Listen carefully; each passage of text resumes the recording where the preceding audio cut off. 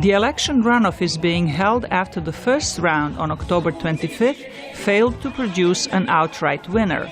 Richard Jean-Louis Robinson of the Havana Party, a former health minister in the government of ousted President Marc Ravalomanana, won about 30% of the vote in the first round.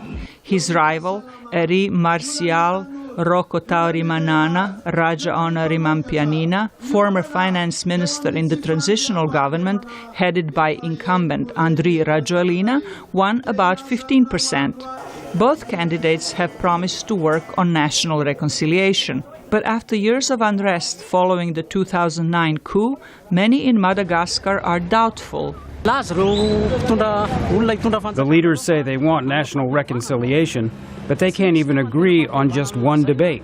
In 2009, the young mayor of Antananarivo, former disc jockey Andry Rajoelina, backed by the army, ousted legally elected government of President Marc Ravalomanana. Violence and political wrangling has left the country without a constitutional government since then. The duration of this crisis has been too long. By now, we should have an elected president. After the coup, Madagascar came under international sanctions, losing foreign aid as well as revenue from tourism. Both presidential candidates say they will focus on rebuilding the economy. But political analyst Gilbert Raharizatovo says both lack the necessary experience.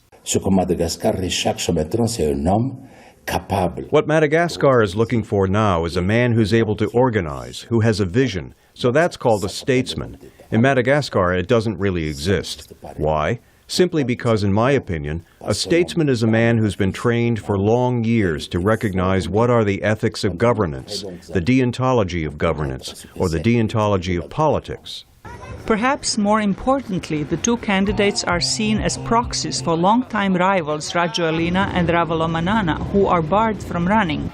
For some voters, that means no end to the political impasse. This election is not a way out of the crisis, but the Madagascan people have no choice other than to choose between the two candidates. The runoff is taking place on the same day as parliamentary elections. The newly elected lawmakers will nominate Madagascar's prime minister. Zlatica Hoke, VOA News, Washington.